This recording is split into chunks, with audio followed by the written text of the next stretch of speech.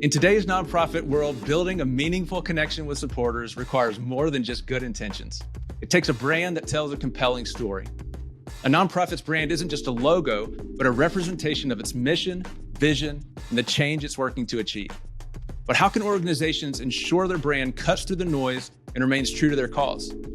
How does storytelling and visual elements support this process? And how can nonprofits measure the impact of their branding efforts? I'm Josh with Anedot, and welcome to Nonprofit Pulse, where we explore trends, insights, and resources that help nonprofits accomplish their mission.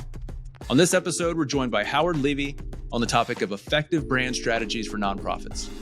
Howard is the president of Red Rooster Group and has partnered with organizations across a range of causes, revitalizing their brands to remain relevant. He is a brand strategist, award-winning creative director, and fundraising expert with a 30-year track record of helping organizations revitalize their brands, engage their audiences, and raise more money. Hey, Howard, thanks for joining us on Nonprofit Pulse. Glad to be here. Yeah, excited to talk today about effective brand strategies for nonprofits. And maybe first, let's just define terms, because brand is a huge word and it means so many things to so many different people. So first, just defining that, how do you define brand? Yeah, it's a good question because it can be misconstrued. We've been doing this for about 30 years. I've talked to organizations of all sizes, and unless you start with that premise of understanding where they're coming from, you can quickly have different expectations. So I'll say this, there's about 1.5 million nonprofits in the United States, and they're all competing for attention, not necessarily with each other, with other businesses, other nonprofits in their sphere.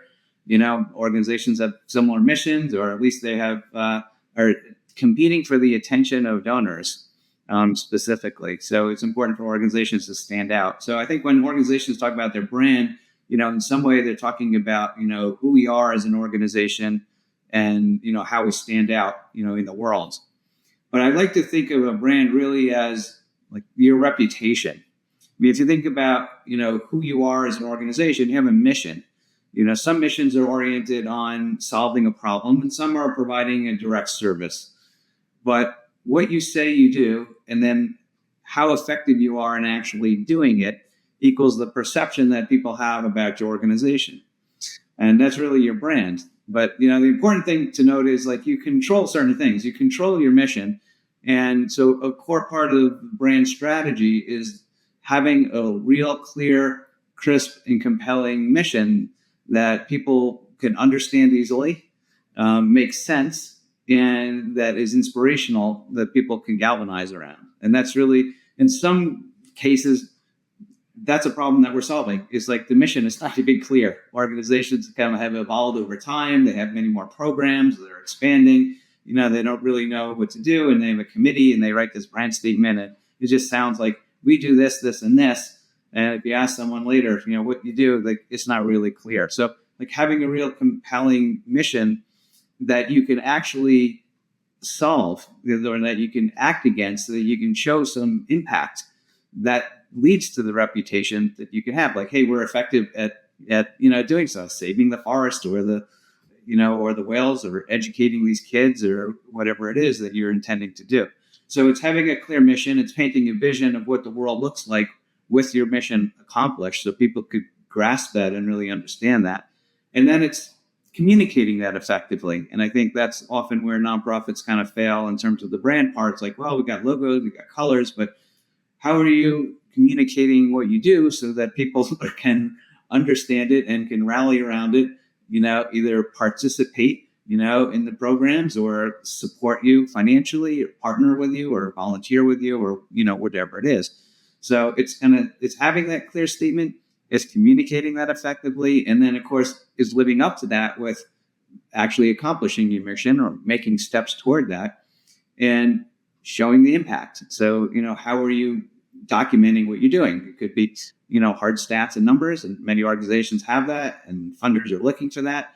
But it also could be more toward soft things like, anecdotes and testimonials and things like that. But whatever you could do to show that you're actually making progress, on your issue. That's kind of wrapped up in the, in the brand. And so we'll kind of get into, I guess, some of the specifics about the message and the visuals and all that stuff. But the real strategy is those components.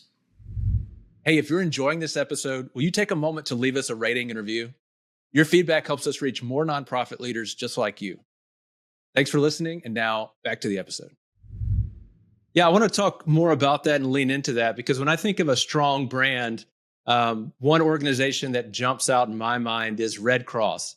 And I don't know a ton about the Red Cross, but I know their brand. I see their brand everywhere. I see their media everywhere. I see what they're accomplishing. I see what they're asking for. They're very clear about where a dollar to the Red Cross goes, at least in a meta sense. And that's what I think about when a strong brand. And yet, when I look at a lot of smaller nonprofits or nonprofits that are just beginning, there's just not that clarity. There's not that conciseness about here's what we do, here's how we're making a difference. So you kind of alluded to some of those key elements. So I want to ask you, what are some of those key elements that really make up a strong brand for a nonprofit, and how might they differ from a for-profit organization? Yeah. Well, it's interesting because you point out something with the Red Cross, and then you said smaller organizations. And there is a real kind of a bifurcation in the nonprofit sector.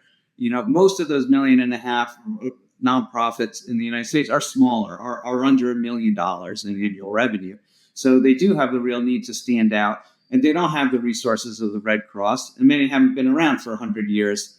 Or more, like some of these larger legacy organizations. So if you kind of stop the person on the street and ask to name an organization, then, they might say Red Cross or Salvation Army or March of Dimes or, some of these organizations, but they have literally more than $1 billion or $3 billion, in annual revenue. They've been around for a long time, and they're highly visible, and many of these organizations are doing direct mail. So they're like in people's mailboxes for generations. And so, and they have the PR and the reputation and things that have been generated over the course of time on accomplishing, certain things, whether the disaster relief or curing polio or whatever it is. So they're at an advantage versus these smaller organizations that don't have that legacy, don't have the reputation, being out there, don't have the national or international exposure, don't have the budget, to do these things. So to answer your question now, what could the smaller organizations do in terms of what are those brand components? Here are some. The first thing is your organizational name. And many organizations that come to us with their problem to have a more effective brand, the first problem is their name is not effectively telling their story anymore. Or in fact, it may be hindering them in some way. I'll take a generic nonprofit and just make up for illustrative purposes, the Children's Welfare Society of Atlanta. So it may be that they're not serving children anymore. Now they've expanded, for example, to adults. Welfare is an outdated term and maybe not descriptive of what they're doing anymore. Of Atlanta, they may not be just in one geography anymore, right? Or society, also kind of an outdated term that doesn't really fit what they're doing, or they're doing some other kinds of things. So those are kind of typical issues that nonprofits may have, with their name. So not saying all nonprofits should change their name by any means. There's tons of great nonprofits, and you may have a great brand reputation, a legacy, and recognition. But to have a strong brand, you need to be able to tell your story quickly and easily and have people understand it. And that's kind of really the first line, is having a name that is going to help you. And if it is holding you back in such a way that changing it would be better, then you should consider that, because that's you could do all the messaging and the logo and all that kind of stuff. But if people just hear the name and they're like, oh, what the heck is that? And you're just children. And then you have to go and tell them that we're not just children, and we're not just in Atlanta anymore, and we're not just doing welfare. So you're already behind the eight ball just in communicating your message. And having to spend that precious attention of your audience explaining, well, we used to be a society back in 1923 because there were societies then, and now we don't really do societies, but now we have communities. And what we mean by that is, and it's just you're always kind of pushing against that wave, that friction, when you've got a name that doesn't immediately provide context and value. Yeah. I kind of, I mean, this metaphor I like to use, like your leg is broken, so you're limping, and you'll never run and you'll never kind of get faster or beat the others or kind of get to the finish line. If you're, if you kind of have this crutch on your leg, there's something wrong and you're just, you're all right, we can get there eventually. But, recognize that eventually may not be good enough and, and make that change. But having said that, I'm not recommending that for everyone, but that's kind of the first kind of line of communication. The tagline though is a very important thing. So if you can change your name, that's great. If you can't, or in conjunction with that, is how do you tell your story in a pithy way? A tagline is often a great way to do that, particularly if your name is not descriptive. So they're like that Children's Welfare Society of Atlanta is descriptive, kind of tells you what it is. Saying like, Jumpstart or some other more evocative name doesn't like tell you anything. Like, what industry are you even in? Like, what are you doing? So, having a way to communicate that often through a tagline is going to be very valuable because you're bridging the gap between what people could understand and what they don't know just based on the name. So like quickly, bridge that gap as fast as possible. So, a tagline or some other kind of messaging component that could be in all your communications on your website, your social media, or so forth, so that people can get it, really quickly. You don't want to like lose people before you even have the chance to start to engage them. The mission, the vision, we talked about, those are really powerful, brand asset tools. Your values, are important too, because it helps to communicate. It helps you to run the organization. To us at Red Rooster Group, we see these as tools for nonprofits, not just to communicate externally, but to actually drive the organization. So like your mission should be used by the board in every meeting in making decisions, right? Should we be spending the money on this? Many of the discussions are budgetary decisions. So if you could use the mission statement to actually guide the conversation in a fruitful way, then you have a good mission statement. If it's just too muddled, and you're like, well, I don't know, maybe it fits in, maybe it doesn't fit in, that's not going to serve the organization well. And same thing with the vision is like, what's the world we're trying to create? Does this get us there? Or is it just because the donor give us money and wants to do this project, but it's not quite aligned with where we're going? And that's where the values come in as well. And it helps people into all levels of the organization to kind of make decisions like, hey, should I be doing this or not? Whether it's someone at the top or the mid-level or even at the lowest level, serving, as line staff somewhere or creating a newsletter or whatever it is, they should be able to say, you know what, we're about this transparency or authenticity or whatever. I have to tell the truth here. I have to say things, in this way, or, we're about accessibility and like, I have to rewrite this, or I have to make a decision based on allowing us to be able to have more people come in, whatever, based on, that value. So those are the brand strategies really based on, those core things, the mission, the vision, the values, and it's expressed through the name of the organization, through the tagline. And, then we get to the visual identity. What does that look like? What's our name, our logo type, or our logo or icon? How's that depicting us? And how does that connect the different parts of the organization? So how does that relate to our sub-brands, the name of our newsletter or our publications or our different events that we have that people know, or fundraising bike ride or walks?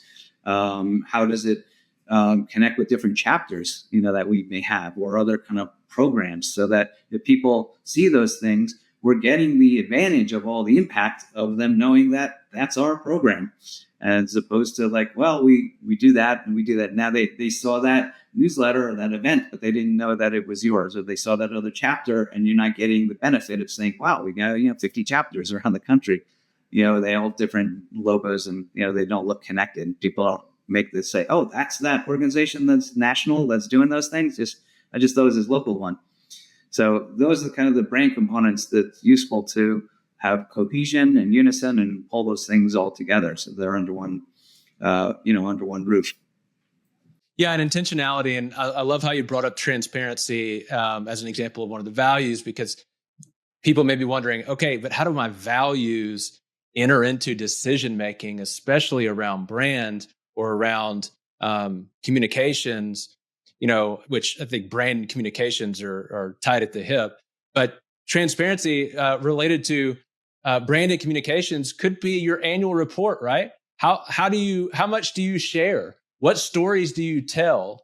Do you share only the positive things, not the hard things? Do you only the wins, not the failures? That's how you can bring in your values into your brand, which I think it costs you nothing to do that. And it's a breath of fresh air for supporters and donors to see real, authentic communication and mission around a cause. Because for so many, and I think that's changing now as millennials are beginning to lead more organizations, and Gen X and boomers are kind of decreasingly involved at the leadership level.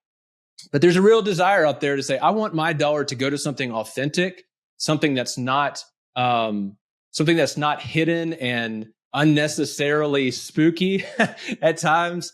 And I think that's just such a great example. You brought up transparency and how that can come into your brand and your communications. So shifting gears a bit, you mentioned earlier about a rename. And that's a great segue into our next question, which is about rebranding. And I wondered if you had an example you could share of a successful rebrand and really what made their rebrand successful and how did strategy play into that? Yeah, sure.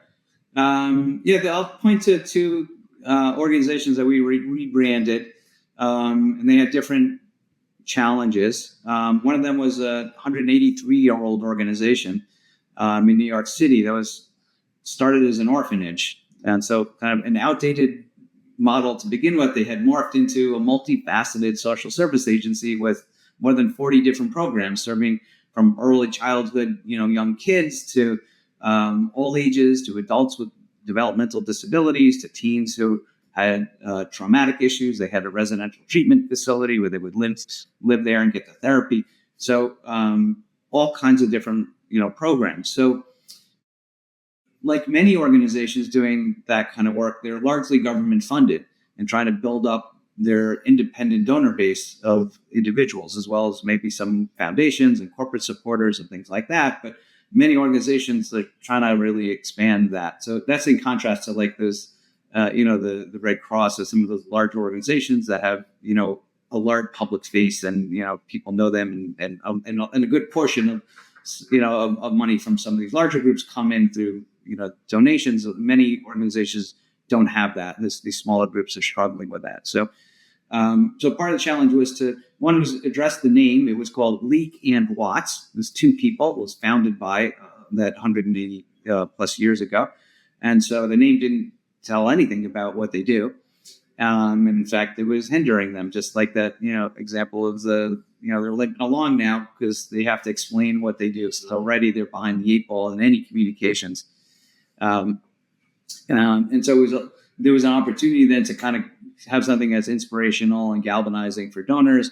And then in terms of the unison of all the divisions and bring them together under kind of one unified whole, so they all know what they do. They could speak with one kind of, clear voice about, what they do. So we ran through a process of gaining stakeholder buy-in and more than buy-in input. We ran focus groups and we talked to the different teams and we ran different creative exercises and pretend you're this and that and, just kind of activate their minds about, their spirit and their culture.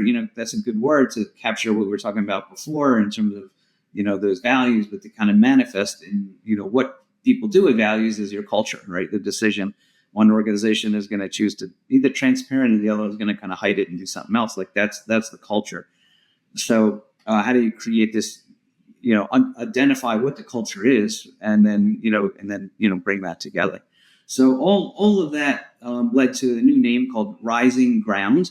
The idea that we're kind of lifting, helping people to kind of, lift up. We're meeting them, where they are and empowering them. So it was a nice story. We're kind of paving these pathways, for success. And it could be for any of the different programs and allow flexibility for them to grow, in new areas and allow them to acquire other smaller agencies as they grow. So it's very flexible, name for them.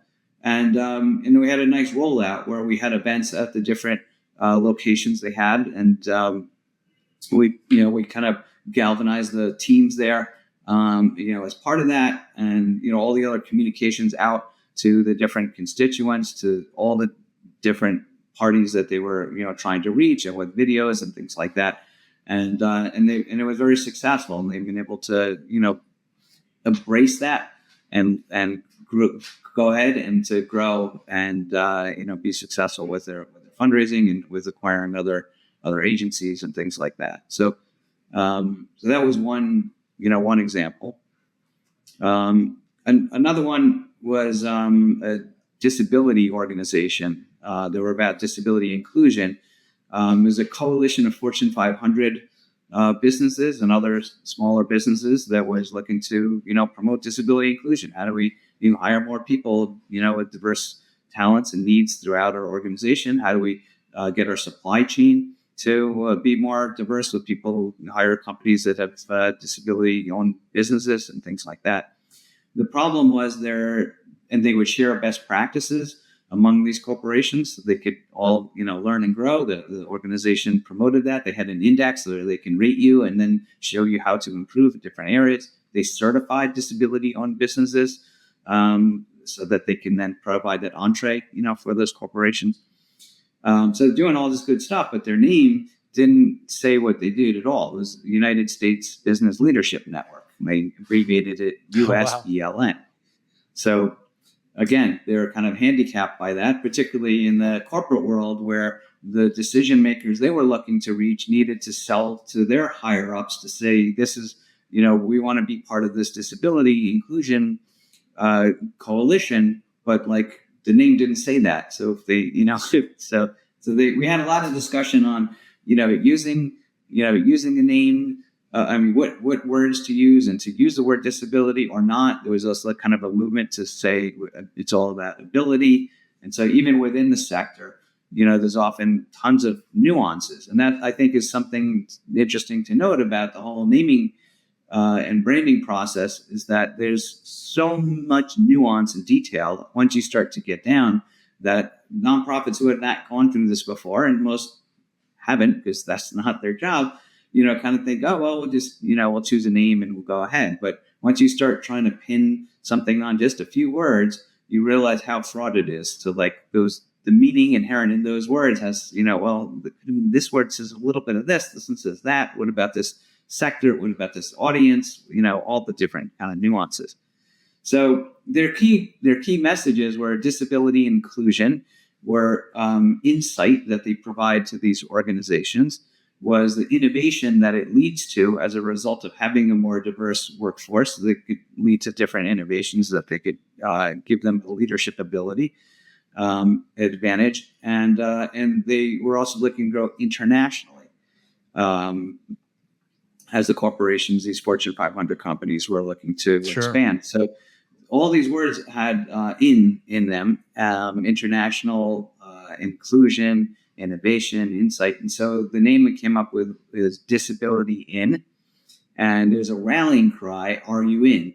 And that became a galvanizing theme, for them, a way of saying, be part of this whole culture and this movement. And, to future businesses, join us, are you in? Is a positive, inclusive way to say, everyone's doing something positive and good, join us, in this disability inclusion movement. And so that was, I love that. And then, it was all the manifestation of, of that with the logo and the colors and the fonts and the materials and the website and all that kind of stuff. But that was like the galvanizing, force for that rebrand. This podcast is brought to you by Anedot.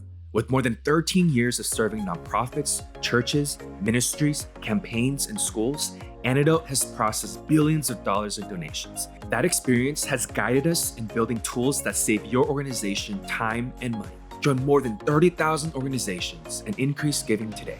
Learn more at anedot.com. ANEDOT.com. Anedot. Save time and money with powerful giving tools. Thinking about storytelling, Howard, and maybe you have some stories from those two projects, but what part should storytelling play in a nonprofit's brand? Because often I think when nonprofits are beginning the the work of storytelling, they think of, okay, we have this project, or we have this person, we have our founding we can look back to, or we could maybe even look forward and say, this is what we hope to accomplish. But oftentimes, I'm not sure brand is really playing a part in that storytelling. It's more of a focus on other things. So how do you see brand in playing a part in effective storytelling for nonprofits? Yeah, it's a good question because often it doesn't play a strong enough role. This story is told, elsewhere in the fundraising communications or newsletters, whatever. But in terms of the brand, often there's a founding story. Sometimes there's not. It's kind of been lost. But if the organization has that, that's the really powerful way to galvanize people around kind of the impetus that was, the need that may still be there if the organization's around. Ostensibly, it is, unless it morphed so much. So it's like it comes back to the idea of bringing everyone back kind of to the mission and saying, this is why we were founded, right? The other parts are like the values that we were founded on, or there's an overall ethos, whatever we want to call it, a philosophy, approach, now they use theory of change. Like, what do we think? How do we go about changing, our world? Is it through direct service? Is it through advocacy? Is it through partnerships? What is that?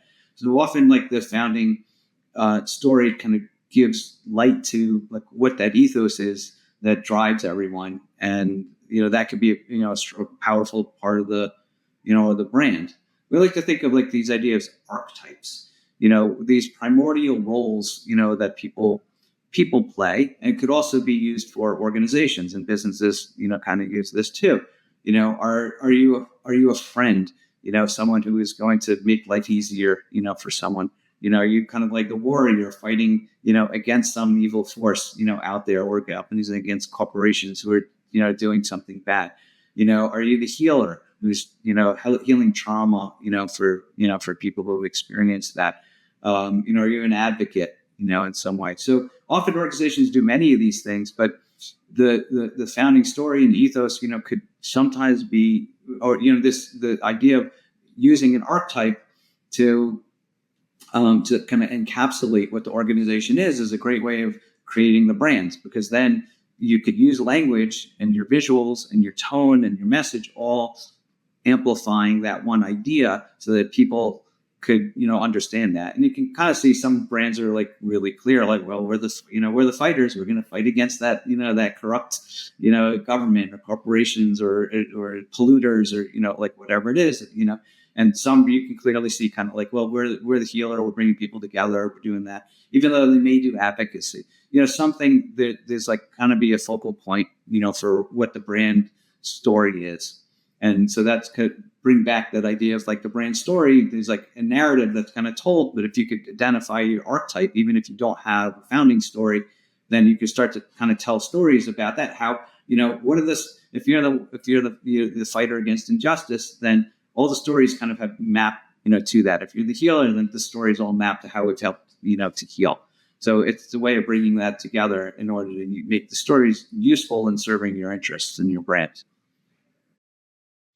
Yeah, related to this question, and you've kind of just alluded to it, but around consistency. Consistency is difficult in every part of life as a leader.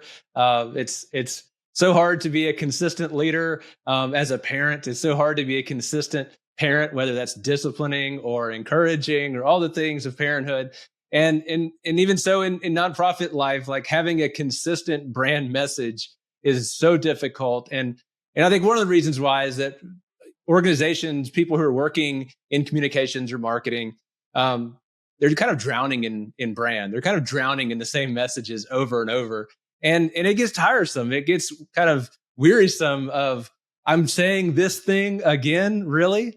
Right. And yet that's not how the audience receives it at all. So thinking about consistency, what strategies can nonprofits use to maintain that consistency in brand messaging across kind of all of their channels, right? Thinking social media, thinking advertisements, thinking donor communications. What would you say to our audience around kind of those strategies to maintain consistency? Yeah, you're right about the idea that it's repeating the same message is good, but it does get tiresome.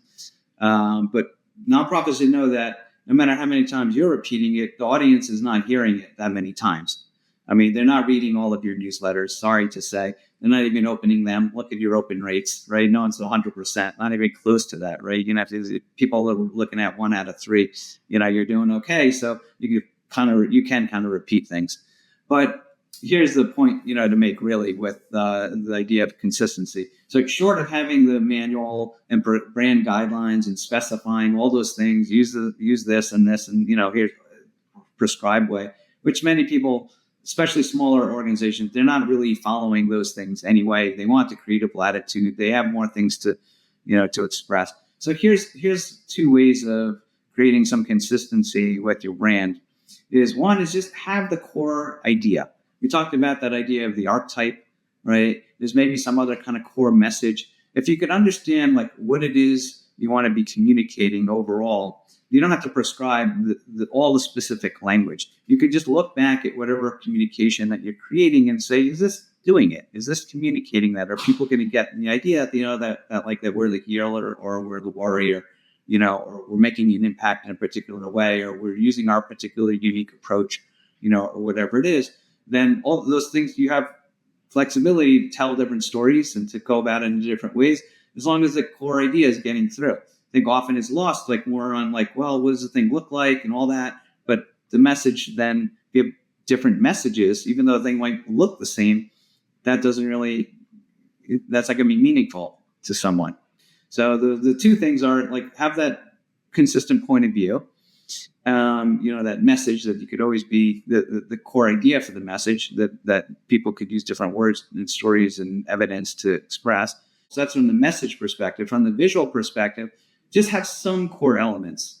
So as opposed to being very prescriptive, have 2 brand colors with that you can use, and maybe one's primary, one's secondary, and just kind of use those. Have 2 fonts, same thing. One's primary, one's secondary. Just kind of stick to those things. You could have a lot of flexibility. They could be larger and smaller and hierarchy and all this kind of stuff, but just start to establish some consistency, some way of treating images, that lends someone to see something that's yours and say that's theirs, because you're just leveraging and maximizing, the impression that you have. They don't recognize it as yours. They're kind of starting over. It's kind of like wasting your money, with a new approach. They're like, oh, who is that? You want that instant recognition. You want the instant impact of, wow, that's another great thing that organization is doing. Not let me kind of figure out who's doing this and connect it back and what was their mission again and how does this relate. So make it easy for your audience by just simplifying the core message and some core visuals, and just you use those consistently. One question that I know our audience is thinking right now is, that sounds great, but how do we measure success with brand? And it is an elusive target. I'm curious, Howard, how would you advise our audience on how to measure the effectiveness of branding efforts? How have you helped your clients? What metrics or indicators really should they be looking at? Yeah, it's a good question. How do you measure the success of your brand? Really depends on what you're looking to accomplish with your brand. So we talked about some, different scenarios. Is it clarifying your mission? Is that the main problem? People don't understand what you do. Well, then that kind of tells you what you could do to measure. Have a survey before. What do you understand that we do? And then have the survey at some point after 6 months or 9 months, where they've gotten the chance to see a certain amount of newsletters or emails or social media, or whatever it is you're putting out, and then ask them, what do we do? And, more sophisticated questions, but, how effective are we? Do we do X, Y, Z? Do we do it for the kids or the animals? Do we, all the different things you do? And you can kind of measure and see before, oh, they knew we did 3 out of the 6 things, or they how much do they value those things? How much do they understand the impact of what we're doing? They kind of felt that they kind of knew these things, but they didn't really know anything about the after school, stuff. They didn't know anything about the meals, So if you're clarifying your brand, then after the whole idea to be clarify that to say, oh, here's what we're doing. So you can measure those through surveys or polls or things like that. if your goal was to like expand to new services, then the success will be the introduction of those new services, right? We're looking to, we have a program for schools. We're trying to get into more schools across the country. Our goal was to get like into 10 new schools. The rebrands try to help us with that because our message wasn't really clear, wasn't differentiated from the competition, right? So the whole idea of the brand was to like be able to go to those schools and they get it, and we can sell into them. So that would be a clear metric. Fundraising, same thing. Like part of the reason we're going to rebrand is to galvanize more donors. So the metric there should be the amount of money raised, right? And you could also though ask donors, what was it about our mission or that compelled you to donate to us? And you can kind of see if the message is getting through, if how you're communicating your mission, is that really compelling? Is the vision inspirational? Is your impact meaningful, to them?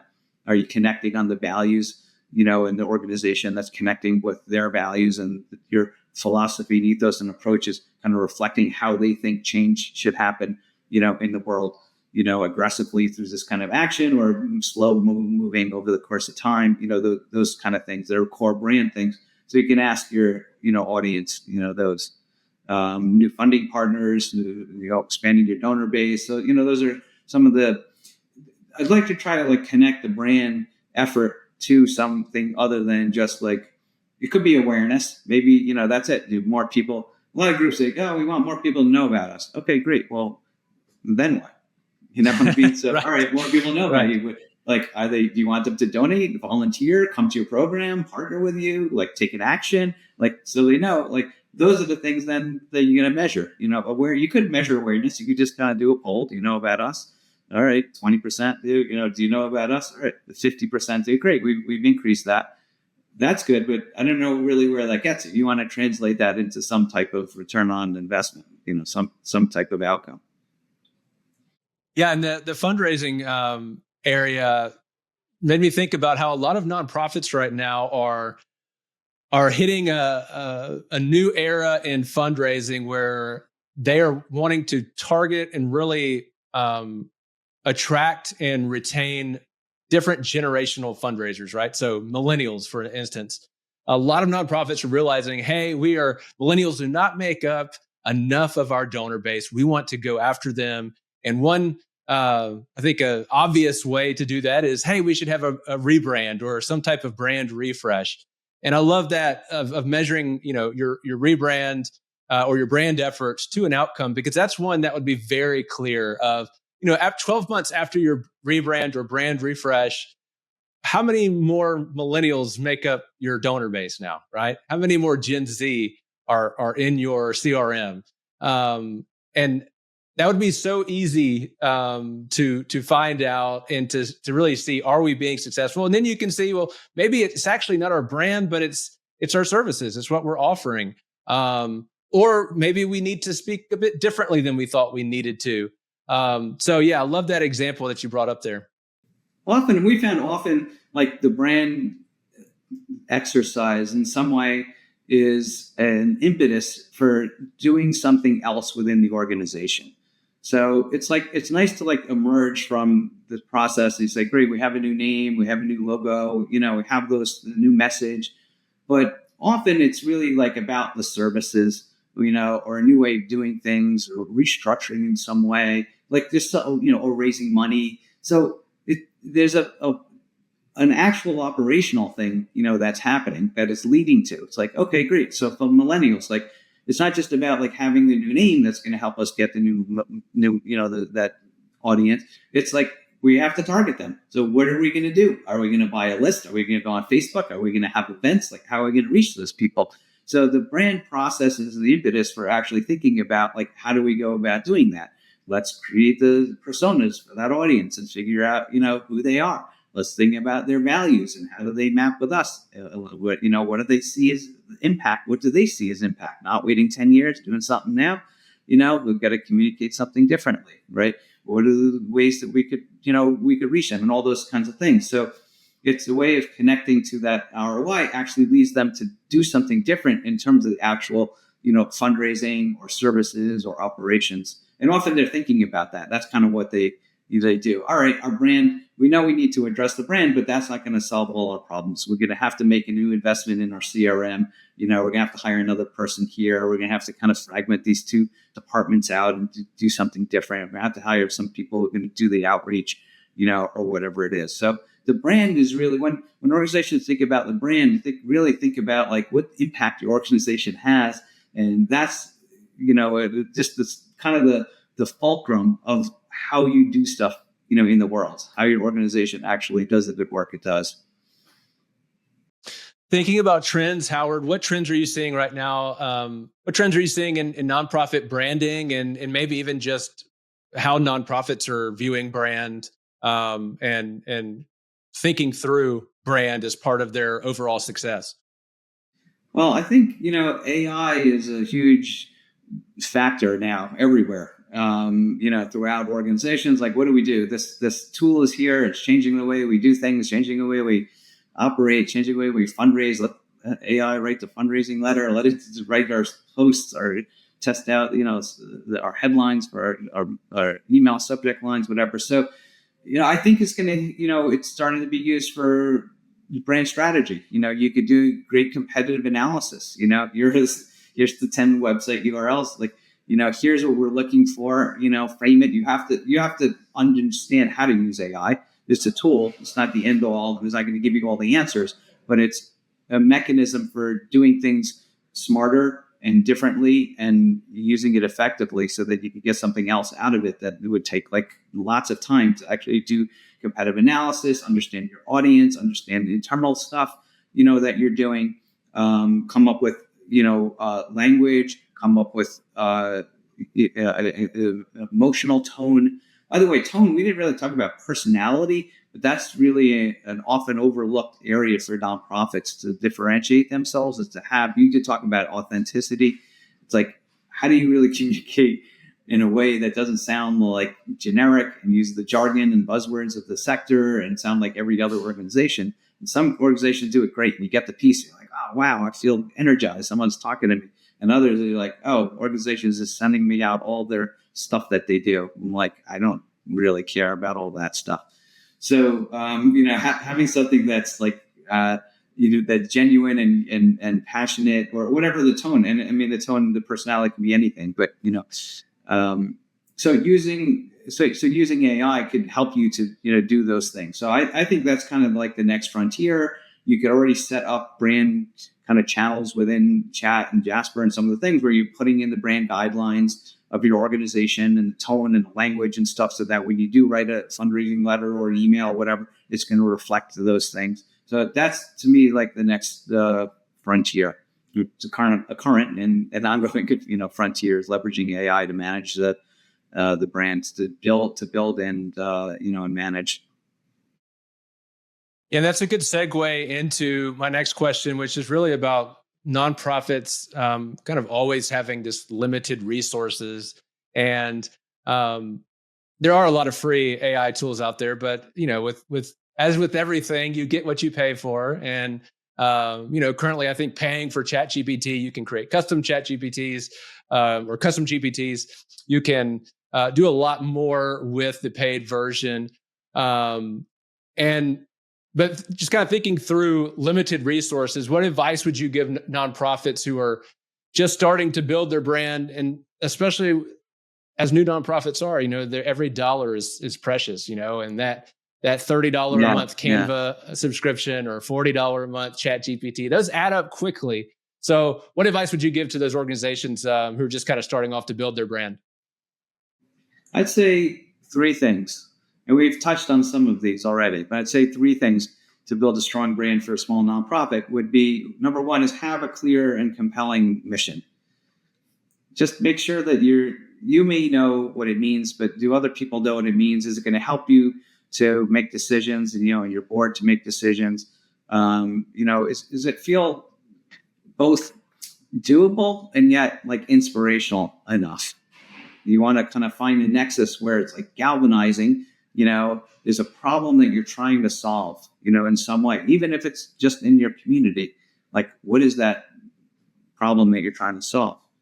So number two is like the vision that goes to kind of like, what's the world or community that you want to create? What are the outcomes, that you're going to use, to measure that? It's great to kind of just do a service, but donors want to know that there's kind of some end in sight here, like you're changing the trajectory of something so that you're not doing the same exact thing 5 years from now, 10 years from now, 20 things from now. There's always going to be people in need. Well, how do you kind of change that, right? So that you're actually making a difference in the problem itself.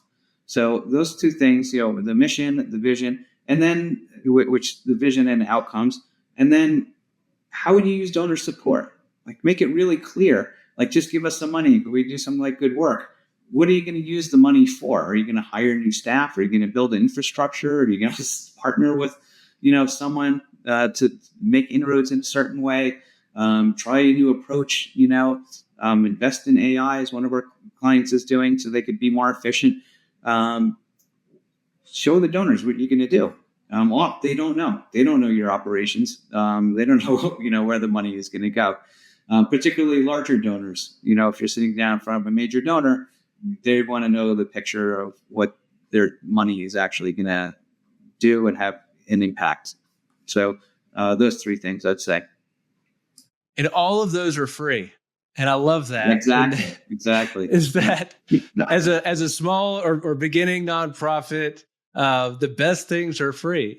Make a phone call, get in someone's ear, inspire someone, encourage someone, thank someone.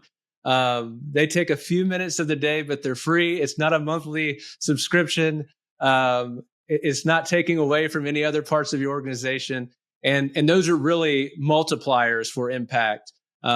Just across your organization. And again, it's building your brand.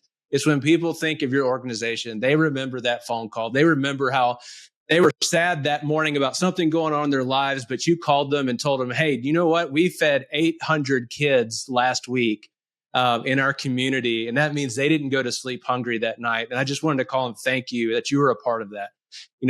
That is absolutely free, no cost, and is just huge for moving your brand forward and your nonprofit forward. That's exactly right. Exactly. You want someone saying that. That's a great group. They just helped 800 kids. Not like that's a great group. That logo is so cool. Yeah. That's right. That's right. We do cool logos, but I'm not saying not to have a good logo. But the main point is that your organization has a good mission, is doing it, and you're telling people and you're accomplishing it, and then you're telling people that you're accomplishing it. So that's the main idea. So thinking of resources, Howard, what resources would you recommend to our audience on brand and brand strategy? I'm going to actually break out of that question a little bit and say that there are a lot of good resources for brand and brand strategy, but I'm going to say to get out of your silo and try to expand your mind beyond your sector, like whatever that is. And read things and follow people, who you would not otherwise follow. I mean, a couple of people like that I like. One is David Brooks. He's a New York Times columnist. I think he's one of the top thinkers in the country. He's written lots of things. But he was at a seminar and someone asked him, like, how do you stay out of the weeds, like, not go crazy? Because he writes a weekly column that stay in touch with all the news. And I remember his response, and stuck with me, because I try to incorporate this, is because I don't read anything that won't be relevant in 6 months. So he tries to focus on, there's all the day-to-day of all the stuff that's going on in the world or in your sector if you're a nonprofit. But if you want to be ahead, if you want to think larger, you got to think about, like, what are the trends? Who could you read and listen to that is talking about things in a big way? And for me, some of those people are Noah Yuval Harari. He's a historian and kind of futurist, a best-selling author of Sapiens and other books. And you can see all this stuff online. That's how I like to watch him. But he talks about the big trends and the ideas, how we know things. What are the kind of like the stories we tell ourselves in terms of politics and government and money and society, and so it gives you some other basis. I don't know. Ian Bremmer is great for news. He's head of Eurasia Group. He has a newsletter and he does all the podcasts, and you can see him on. But he connects the dots on what's going on in the world. So not just the news today, but like how the Mideast conflict, like what's the background and all that kind of stuff.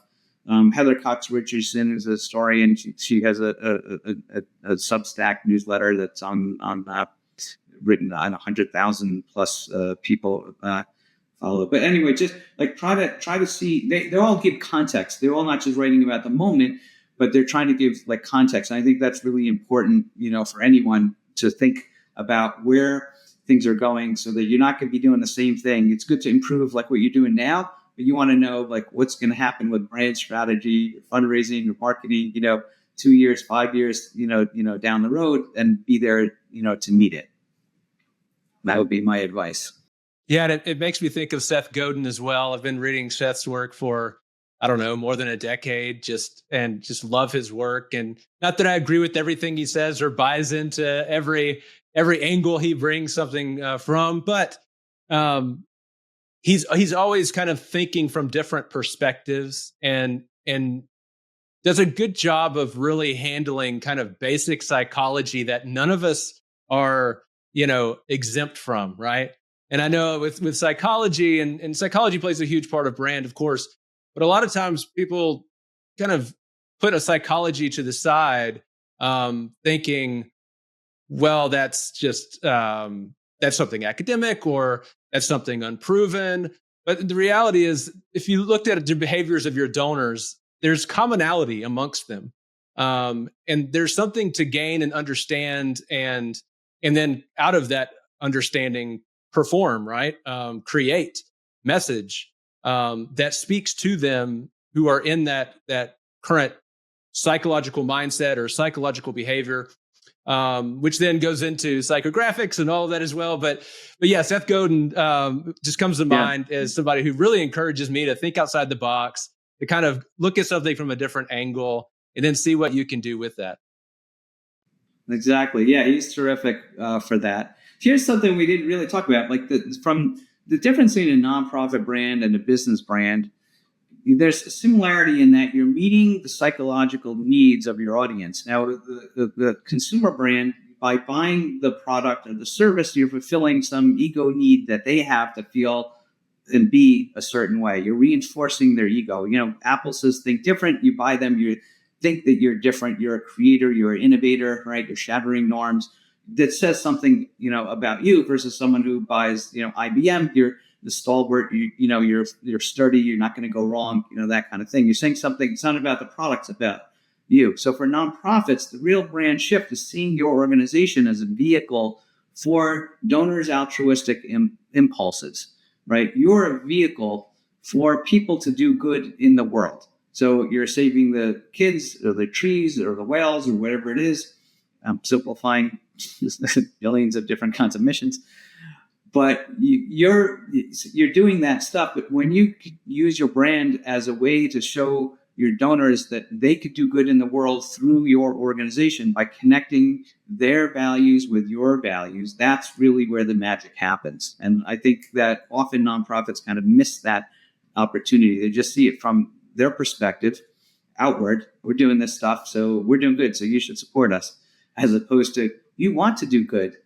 We're the way that you could do good in the world by reaching the kids. We know you can't, do it, but this is the way to do it. So that shift is like where the brand magic happens. I love that. So, Howard, last question of every episode. It's my favorite question. If you were standing on stage in front of 1,000 nonprofit leaders and could share one thing with them, one pithy sentence, what would you say? I would say be bold.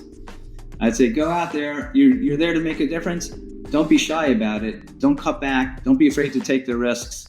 Go out there, do the big stuff, have the inspiring mission, ask for the big money, and make a real difference. Love that. Howard, this has been such a helpful conversation. Thanks for joining us. And man, just so much to think about. I'm just still processing a lot of what we talked about. As always, our audience can go to nonprofitpulse.com, find the episode there with show notes and links to Howard and his organization, as well as we'll throw a Seth Godin link in there as well. But again, nonprofitpulse.com for more. Howard, thanks so much for joining us in this episode. You got it.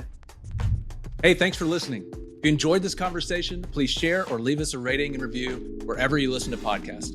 Also, head over to nonprofitpulse.com to sign up for our monthly newsletter, as well as check out all the links and resources in the show notes. We'll see you next time.